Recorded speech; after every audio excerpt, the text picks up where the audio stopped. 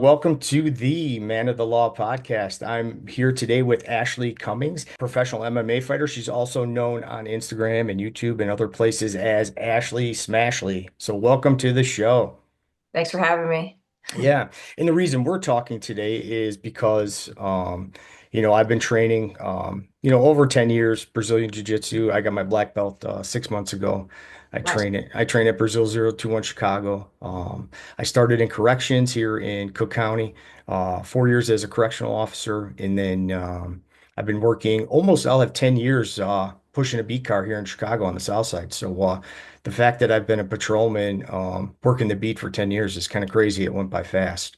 Um, but as I kind of got through my journey in jiu-jitsu, I started thinking more of, kind of getting more police officers involved in training, and really what it's about. And how much jiu-jitsu has helped me in my career and just in my personal life and all kinds of stuff, and just the benefits of jiu-jitsu. So basically, I'm just a beat cop, promoting the benefits of jiu-jitsu, and then started this podcast and just started reaching out to kind of people, leaders in the industry of police jiu-jitsu, Chad Lyman, BJJ Cop, Jason, and also Jason Swartz, Jiu-Jitsu 50. I've talked to him, and just people that are kind of doing the same thing that I'm doing. You guys have just been doing it a lot longer, and I'm just kind of, starting out here and branching out. So and you're one of the definite leaders in the industry. And so welcome to the show.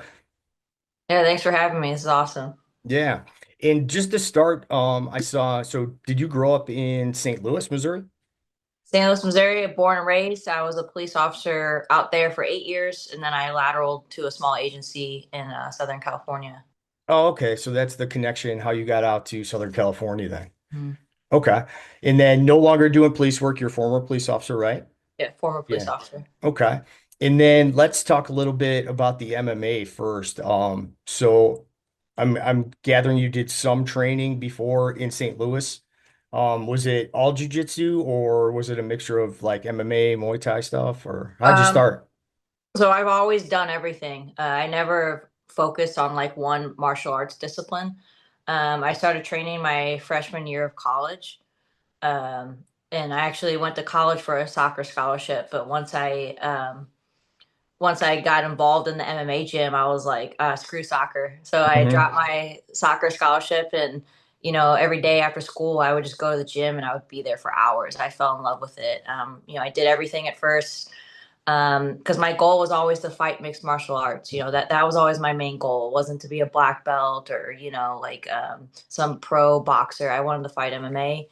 And yeah, I started training before I became a cop. So I actually got my blue belt while I was in the police academy. Okay, that's So great. I went into the academy with already like, the basics down, I would say. Hmm. I wasn't like anything crazy high level. I had several amateur fights before I got into the police academy. So I was kind of used to getting hit and getting rough and, training with guys and all that stuff. Were you kind of surprised at, I wouldn't say maybe the lack of training, but did you think there would be more training in the police academy when you went through? I just remember thinking like the training was useless. Like it Okay. was, I think it was like PPCT, Yeah. what they called it. Hmm. And I was like, this isn't gonna work. But Right. you're a recruit, so you got to keep your mouth shut. And Yeah. I'd never been a cop before, so like I just listened to what the instructors told me to do. But I just remember thinking like, this isn't that there has to be more than this. Like, I don't see how this is gonna help me fight a subject that's really trying to hurt me. Like this PPCT stuff isn't gonna be effective. Right, exactly. And when you're a mixed martial artist already, you're like, well, the stuff I do in the cage will probably work better or just as well on the street because that's what it's all about. Right. Yeah, yeah, exactly. That's Yeah. funny is when I went into the academy, I didn't want any of the instructors to know like my martial arts background or the fact that like I already had like maybe 6 amateur fights going into the Oh, academy. really? I Okay. wanted it to be a secret just Yeah. because I knew if they knew they would like fuck with me and they'd pick Hmm. on me. Somehow they found out. So then yeah, after the instructors found out, then I got it. Like they Yeah. would like always mess with me and they'd always try to fight me in class and stuff, like during DETAC and stuff. But yeah. Right. They're like, oh, so you know what you're doing. Yeah. Yeah. Exactly. So no, that was, yeah, because I kind of didn't get that gap in your story of how that started. But yeah, like most of us are doing now, like the reason we're, getting into these new forms of, defensive tactics or you can call it police jujitsu or, like your system, OTX tactics. It's that, the standard police training was outdated and it didn't work properly and it wasn't good for, what we do on the street. So, when you take like someone like yourself who's a mixed martial artist who is training, Muay Thai, boxing, jiu-jitsu in all the best aspects, that's kind of, that's really what works on the street the best. And it's a grappling based system, with some striking involved, when needed. But most of it is you have to be very skilled at grappling.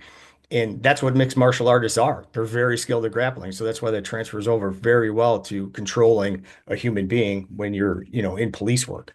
Mhm. And strikes, baton work, all the stuff we learned in the academy, that stuff just isn't practical. I don't think it's practical, and I don't think it really works on the street. I haven't seen it work that well, other than you need to physically control another human being. Yeah, I mean, I currently teach defensive tactics at two different police academies in San Diego, and it's frustrating as an instructor. I have to teach certain things based on the post curriculum, but I Right, know they're not effective techniques, but there's right. nothing I can do about it. Like I have to. Hmm. So I just encourage my recruits, after you graduate, find a gym close to where you live and continue to train. Right. So yeah, because that's actually a question I had. So you are still teaching like the post, what is certified in California, but in then can you mix some of your stuff from OTX tactics in there, or is it just pretty strict with their curriculum? Um, So the post curriculum is strict, but Hmm. what we do if there's extra time, which we always make sure there's extra time, I'll teach stuff that's outside of the post curriculum. Yeah. Like I'll teach things that I teach at OTX Tactics. When I'm at the academy, I don't promote OTX Tactics just because Hmm. that would be obviously like a conflict of interest. But Sure. but I definitely teach things that I am teaching like the officers that do train under me. Yeah, yeah, because that's and I think that's a big part of it too. When I went through the police academy, I was doing 50 things at once. You're studying for the state exam, you're doing defensive tactics, you're kind of young and nervous, and like you're doing 100 things at once. And defensive tactics is part of that. But I really think you need, once you get out of that police academy, to find a jiu-jitsu gym, to find a good place that trains and do continuous training because it's not something you're just going to do for, 6 or 8 weeks or a couple months and then just be able to, use for the rest of your career. It's something you have to, do consistently. So, And I always give my recruits the same speech and I'll give it to them 10 times throughout the 6 months I'm with them. But I would say maybe 1 to 2% find a gym after they graduate and continue to train. And of yeah, that 1 to 2%, they probably cancel their gym memberships within the first year. yeah, yeah. And I work at a, very large department with probably, at least 10,000 police officers. And the amount of Chicago police officers that train is just minimal, minimal.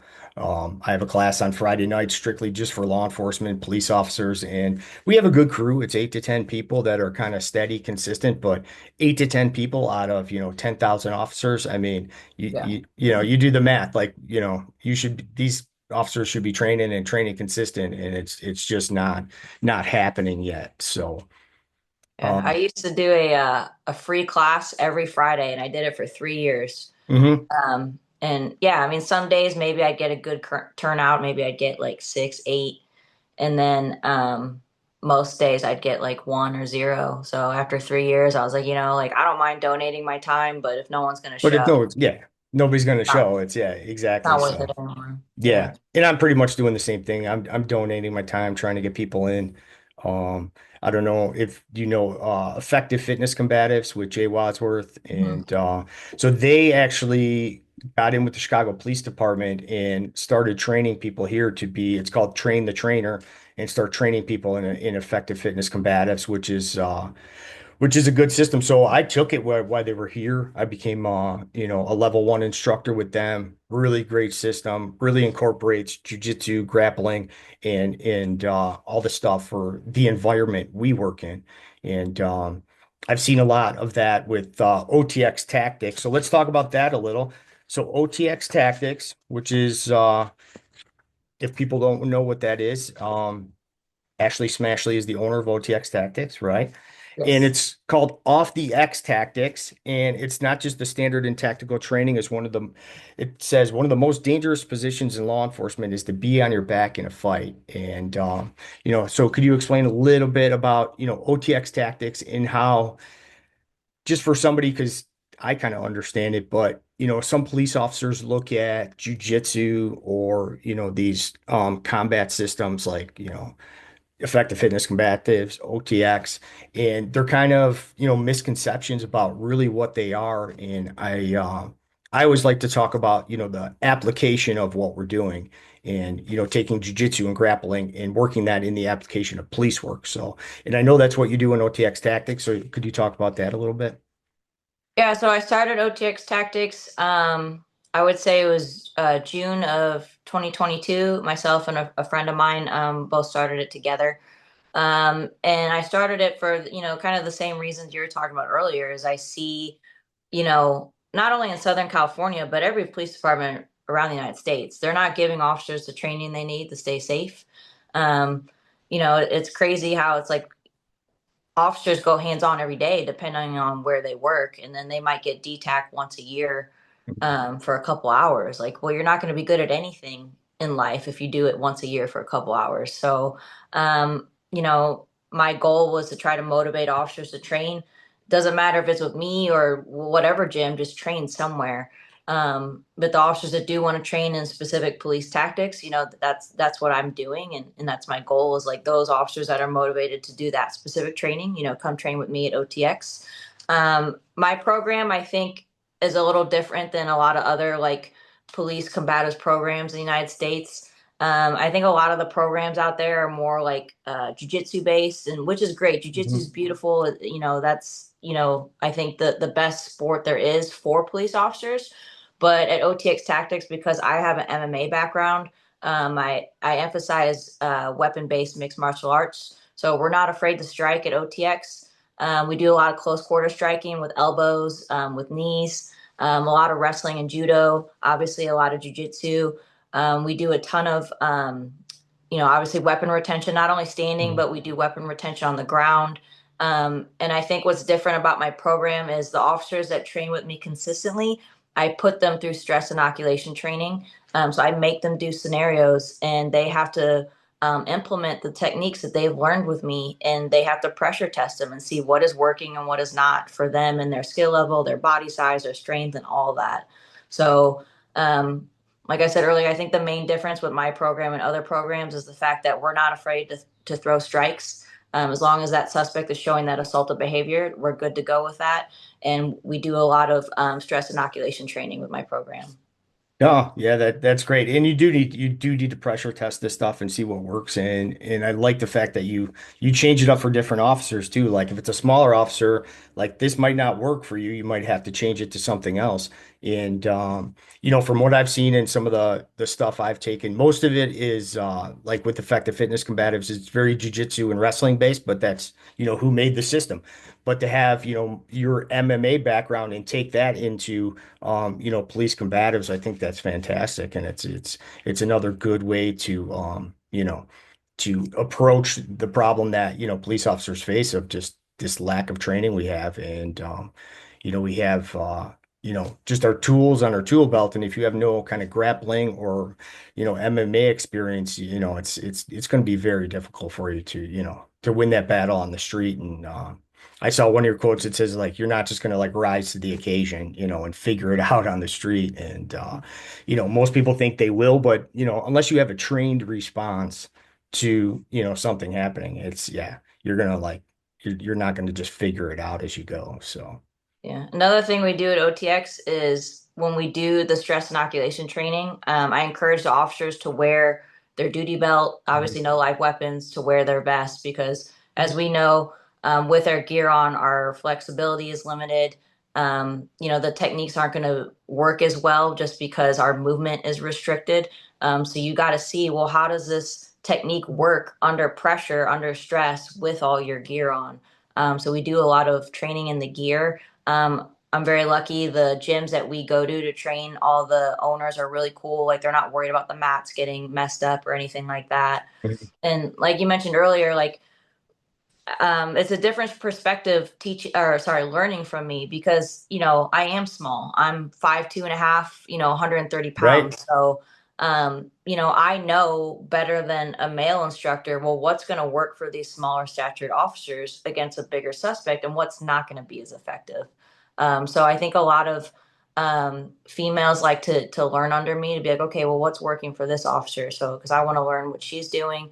But I have a ton of males that train under me, and they're all very respectful, and Yeah. they respect my opinion, and I have male instructors as well, so that way the students not only get my perspective, but they get these black belts and brown belt instructors that also teach road tactics, and they're all former law enforcement as well.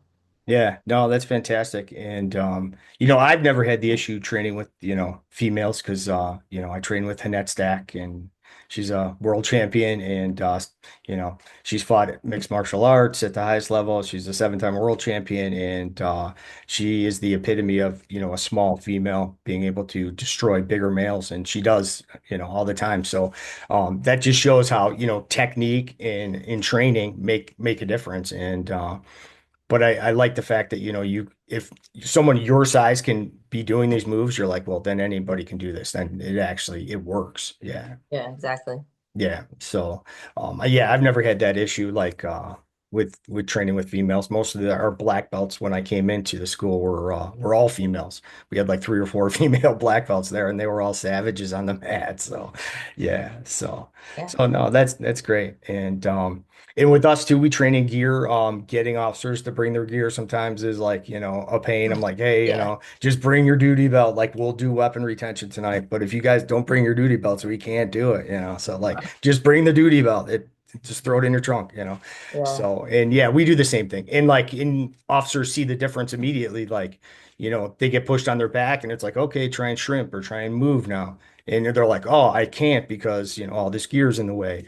And their vest makes a difference. And the vest grabs in your duty vest are a little different too, because you can get a good kind of handle on that duty vest. So working breaks and takedowns and body locks from those things, definitely make a difference. So yeah, I'm a Mhm. big fan of that too. And all that is done at 10th Planet in San Diego. So I have classes at three different gyms in San Okay. Diego. So yeah, 10th Planet San Diego is kind of like the headquarters where most of the classes of that are at. But then, Mhm. San Diego's large, so I tried to get, a gym that's more up north and a gym that's more east. So that way we're hitting like the main points of San Diego. So some officers that like maybe live more on the east side, it'd be easier for them to go to this gym compared to like 10th Planet. Sure. Yeah. Yeah, I kind of have the same issue too. Yeah, with because I'm like right kind of in the center of Chicago. So if people live either further north or further south, they're like, "Oh, I'm not driving like to make it all that way." Yeah. Yeah. So, yeah. So, but yeah, it's definitely, difficult getting officers in and your program is a great system and they can, jump right into it, but I think I don't really know what the holdback is for most police officers. I just think maybe morale issues or just what's going on now and people just don't want to, spend that time outside of work. So Yeah, I mean, I think a lot of cops are just burnt out. So yeah, the fact that it's like they're going to a class that's for law enforcement, I think in their mind it's like another extension of work. yeah, Which I totally get. That's why I encourage officers like, look, you don't have to go to OTX. Just go to jujitsu. Like, do yeah. something. It's not work related at all. It's Hmm. you're getting exercise, you're meeting new people, you're making friends. Like, it's so good for you, and plus, it's going to help you with being a cop. So, it's not just about OTX. I try to promote everything. Like, go to seminars with other instructors. Go try a gym and do boxing or wrestling. Do something. Yeah. No, I agree with that. I'm the same way too. I'm like, if you don't want to train by me, like, tell me what's around your house and I'll tell you what's good over there and go train somewhere. And Yeah. but yeah, for me it's, I came into, jujitsu because I wanted to, be a better police officer and learn how to, use it on the street, but it turned into, so much more. Like, I fell in love with jujitsu and I still train all the time, and I couldn't imagine, not training jujitsu. Even if I wasn't the police, I'd still be training, and all the, fantastic benefits I've gotten out of, training jujitsu. And I'm sure it's the same for you with jujitsu and mixed martial arts and all the, things that, have changed your life because of, you know, that journey you went through. Yeah, I've met so many amazing people in my life because of mixed martial arts, and I would have never met these people if it wasn't for me doing this sport. I have the skills needed to keep myself safe, and I mean, the best aspect of my whole MMA career is now that I use it to help others.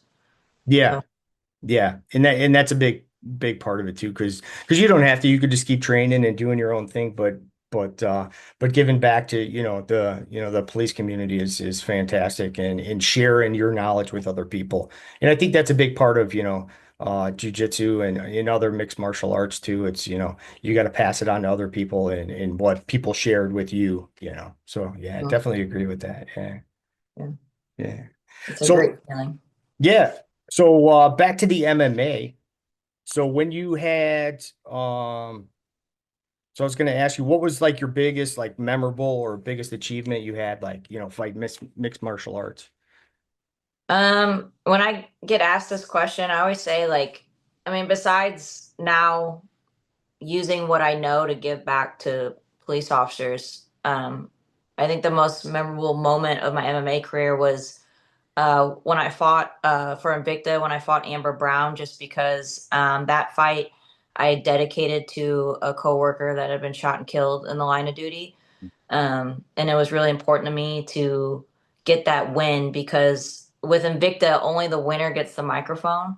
So I knew like I had to win that fight so I could get the microphone and dedicate my win to Blake. So my whole training camp, I was just like, I gotta win, I gotta honor Blake, and I got the win and I got the microphone. And as funny as my coaches Hmm. were like, after I won, they're like jumping up and down, screaming, and I'm like, "Where's my banner? Where's my banner?" Like they were like, "Why does she care about her banner?" Because my banner had a picture of Blake on it, like Mm. the fight banner with all the sponsors because I didn't tell anyone what I was planning on doing. Like my coaches had no idea. So I was like, Okay. hold it up behind me, hold it. And they're like, okay, why isn't she celebrating? So they like hold up the banner and I get the microphone and I have this speech planned on like how, Blake's a hero. And so yeah, that was like the best moment of my MMA career is being able to honor him. Yeah, and being able to win that fight and then get the microphone and yeah, give a shout out to him. That's good. Yeah. And yeah, a lot of extra pressure on yourself for the fight, I'm sure. It was, but man, like I don't know. I just when I was in there, that was like the best performance probably of my whole career. I just think, Blake was by my side, like, Hmm. protecting me that day and helping me get the win because he knew what I was gonna do for him. Yeah, yeah. No, that's a great story. And yeah, and unfortunately, with this, career we end up losing officers along the way, and it's difficult. And I've lost friends and officers I've worked with too, and yeah, so it's difficult and it's hard to keep moving on and honor their memory. And Chicago our suicide rate is like 60% higher than any other department, unfortunately. And so, most of, we've lost officers in the line of duty, but we've also lost, a good amount of officers to suicide too. So, and not to, you know, bring the party down here, but I usually relate it back to, just, taking care of yourself on the job, and I think, eating healthy, being into fitness, taking care of yourself and just kind of having some kind of release or outlet outside of work. And I think jujitsu, mixed martial arts, Muay Thai, whatever you're into, just do something outside of police work. You don't have to just go home, drink all night, go back to work. I think you have to have some healthy outlets and some positive things to do in your life. So I always say like when it comes to that, I'm gonna bring it back to OTX, but um, this is just my opinion. But I always said that I think the suicide rate in law enforcement is so high because of the culture within law enforcement. I mean, yeah, I think radio calls and like the bad stuff that officers see, yeah, it doesn't help. But I think if we had a better culture within law enforcement, then the suicide rates would go down. I think in law enforcement, we eat our own. Mhm. I think we're very cruel to each other. There's a lot of bullying that happens that, that needs to stop. And that's another goal when I started OTX Tactics was to have like a safe place for police officers, to where, if they're feeling a certain way at work because of the culture or whatever's going on in their department, they have somewhere to go, to vent, to get advice, whatever they need. And it makes me so happy that I have created that, just because I've had my own experiences in law enforcement with that negative culture. And like before class, during class, and after class, it makes me so happy when I hear these officers check on each other, giving each other advice, um, all these things these officers are doing for each other that come to OTX. And I can't even explain, like, that makes me happier than when an officer tells me, "Oh, I did a Kimura yesterday on duty." Mhm. Like the fact that they're supporting one another and they have a safe place to vent or whatever they need. Because that was one of my main goals when I started OTX Tactics, is to have a good environment and culture for these officers to go to. It's more than just training. This is more than just training. We're there to support each other and be there for one another. And I did create that with OTX. Like I feel it in the room when I'm with all these officers, and it's the best feeling. No, yeah, that's great. And a lot of us we don't talk about that a lot, but yeah, we are our own worst enemies and we do kind of eat our own and we're very critical of each other and they say, we're a family, but it's, at the end of, at the end of the day we all go home and do our own thing and and we usually don't talk to each other that much. Some people, you're kind of closer friends with on the watch. Sometimes that happens, but most of the time you're just, going to work and everybody kind of does their own thing and then they go home.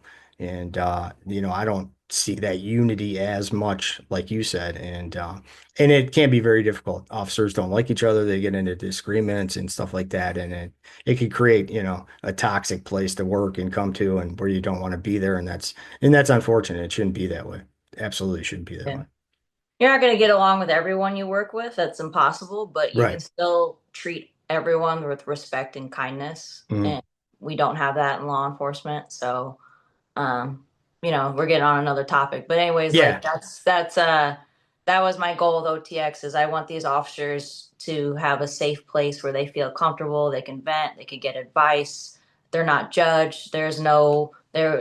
If I ever saw any type of bullying or harassment going on in OTX, I would just kick that officer out. But luckily that's never happened because I have a good group of officers with, they're all kind and have good hearts that come train under me.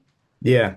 And mine's the same way. The police officers that come train with us, it's they understand the importance of police training and taking care of each other and they promote it. They're my best promoters. They're always out talking to other police officers saying, "Hey, we got this Friday night class, come join us." And always trying to promote and get other officers in because they know how it's changed them too. And most people that come to the Friday night class, they end up doing like a month or two, and then they're like, "Hey, I'd like to sign up for, fundamental jujitsu and check that Right. out." Yeah, so it really opens the door to it and kind of introduces them to it. And then so that's been good to see too, how I can kind of help, push them in the right direction and get them into fundamental jujitsu, And that's been good too. Yeah.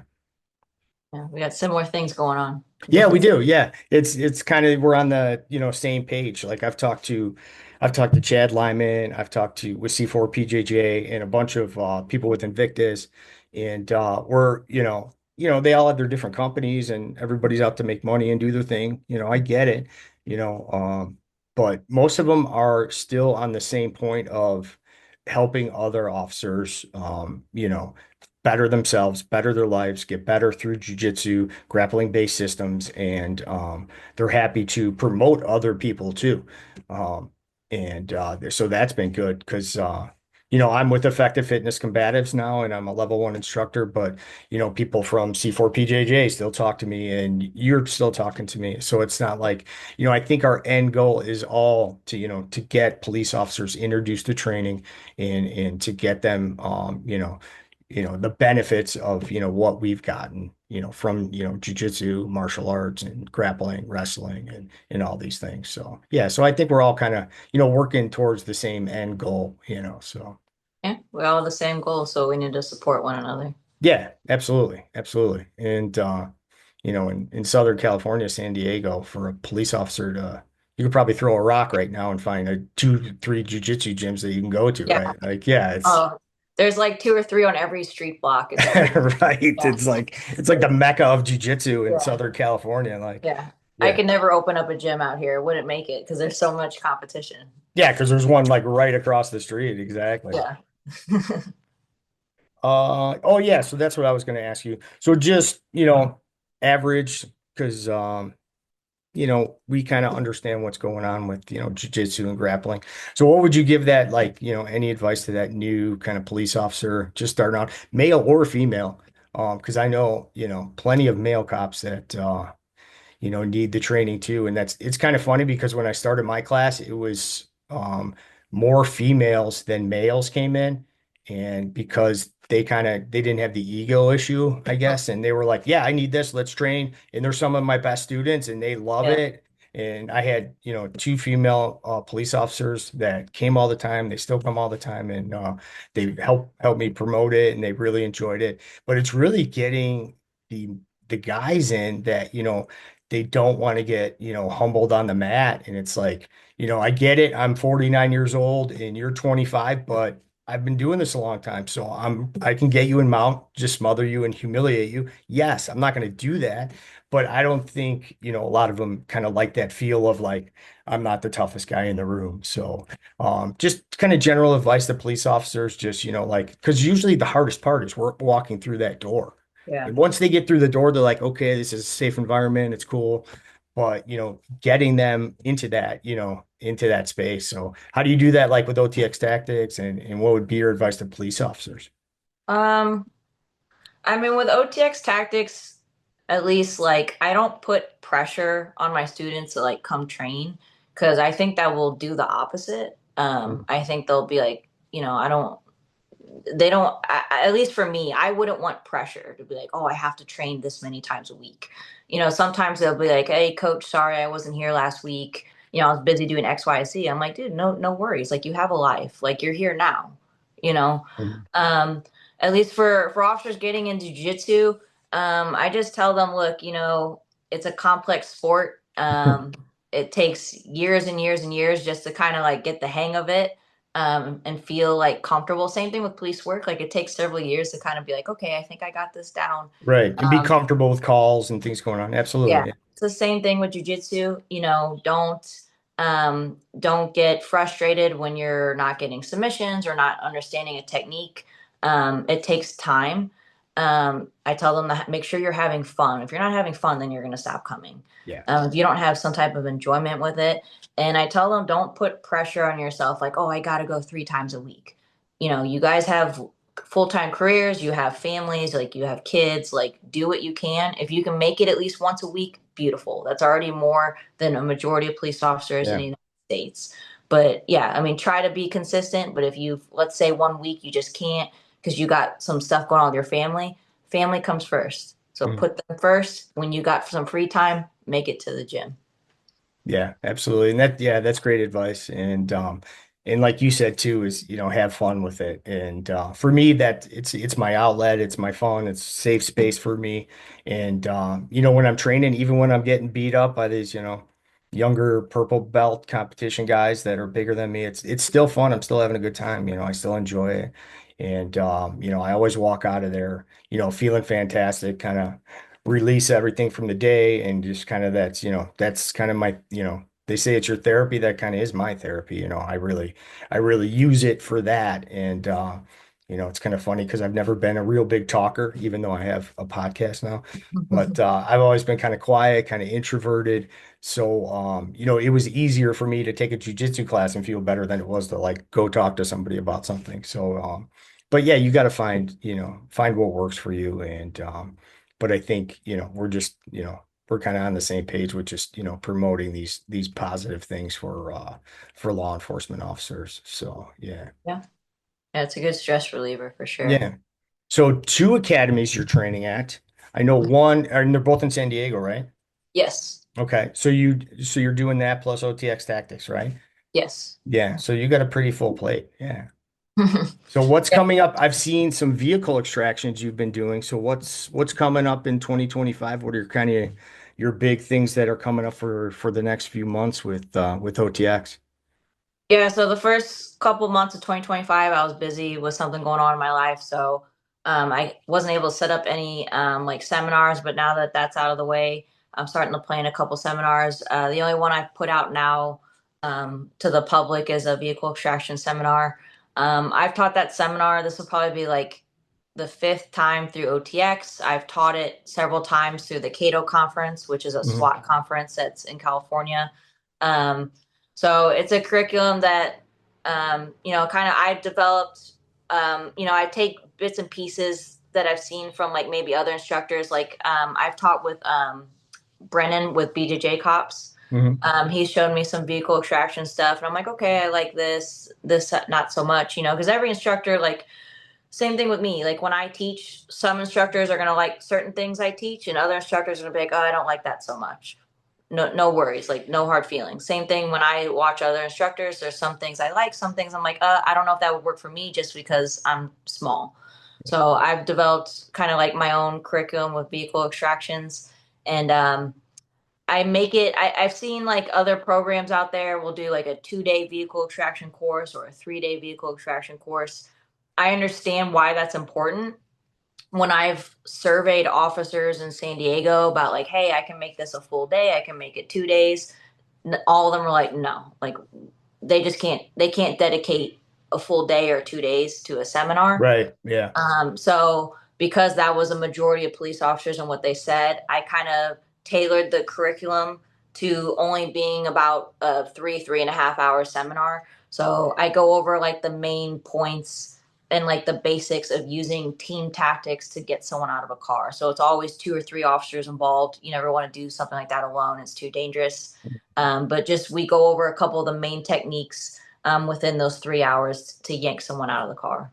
Okay. Yeah. And that's manageable for police officers too. They're not going to probably do a 2-day vehicle extraction. You're right. It's not gonna happen. Yeah. But yeah, you can still cover a lot in 3 hours. Yeah, exactly. And Yeah, yeah, that's the basics for them to get the point of like, okay, I have to do this with the wrist. I have to get this underhook. Like, it's right. enough for them to understand the concepts. Yeah, the concepts and the principles behind it. Yeah. Hmm. So actually, speaking of that, because I saw, you talk on one of your posts, you were talking about chain wrestling. So could you kind of, and I kind of equated maybe with jujitsu, where you're putting one, two, three, four together to kind of finish, or it starts this way and you do a certain thing. So could you kind of explain like how you do the chain wrestling with OTX tactics and kind of what that's about? So, chain wrestling is anyone that trains under me with OTX, they know what I'm talking about. Hmm. It's a term that I use probably like every class. Okay. So when I teach, the way I teach, so let's say one of my curriculums is all Russian tie takedowns. So I'll spend all my classes are an hour long. So maybe I'll spend 30 to 45 minutes doing several different options from the Russian tie, different takedown options. And then the last 15 minutes, I talk about chaining the techniques together. And what I mean by that, you go for one technique, it fails, well, then you chain it into something else. If that fails, then you chain it into something else. And you keep chaining techniques together until you finally win. So if you're only teaching officers one technique and then that's it, not and not like putting together the concept of if this fails, it doesn't mean you're done. You can still win. Right. And I think that's important for law enforcement because especially in dynamic situations, not everything's going to work all the time. You're going to go for a technique and it's going to be beautiful, but then it's just not going to work depending Hmm. on the suspect's actions or maybe your leverage is a little off. So they need to know like, okay, well, if this fails, then I just go into this technique and then I can get the takedown. So I'm constantly, every class, I spend if we're not doing live scenarios to pressure test techniques, then I am teaching them chain wrestling for everything they just learned the last 45 minutes. They're going to learn if something fails, how you chain it into a different technique so you can win.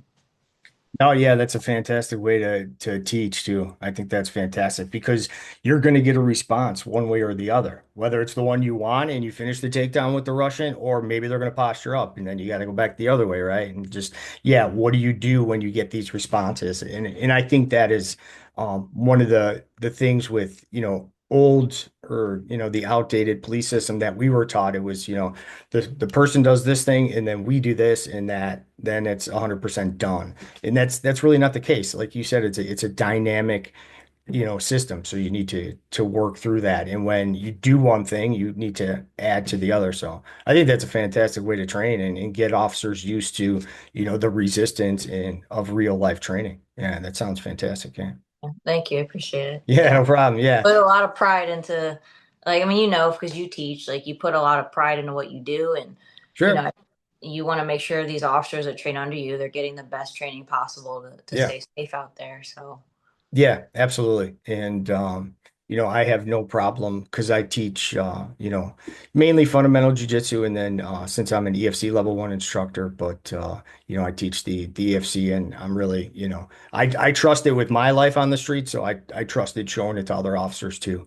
And when we, pressure test stuff and I do the same stuff on the street, so I expect when I show officers that they're going to be safe using it too, because it's that important. I have officers that work midnights and they'll come in, take my 6 o'clock class, go get a workout in, and then they're right on the street and they could be, using something that night that we just worked on, the importance of that is big. So yeah, so I'm yeah, glad I asked you about the chain wrestling. So that is like that's your bread and butter then. Yeah. yeah, yeah. It's a huge concept with OTX tactics. Yeah, no, that's great. And then, because yeah, people need to feel that just resistance that, this perfect move isn't going to work all the time. You gotta Exactly. have some, that reaction and response, which is what you're going to get on the street too. So, Yeah, yeah, exactly. yeah.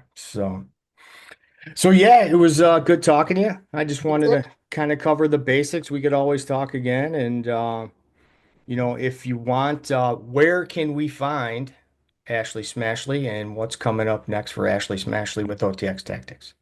Well, you can follow my program. I have Instagram and TikTok OTX Tactics, and then I have a Facebook page for OTX Tactics.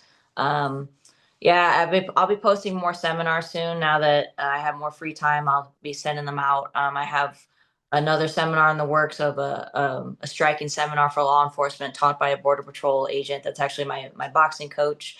Another jujitsu for law enforcement seminar coming out soon. My personal Instagram is Smashley MMA. I pretty much just use my personal Instagram to post OTX stuff. Otherwise, I don't really post much anymore. Right, So, right. But yeah, you have the separate OTX page too, right? But it's mhm. kind of it's kind of the same, right? It's like combined, yeah. Yeah, yeah, exactly. Yeah. Well, thank you so much for talking to me and best of luck with everything with out in San Diego with OTX Tactics and everything you're doing. Keep up the great work and you're one of the pioneers and leaders in the industry and I always like watching your stuff and you're doing fantastic stuff, in the law enforcement community and so it's always great to watch. So thank you so much for coming on the show. Awesome. Thanks for having me. Stay safe out there. Yeah, you too. Appreciate it.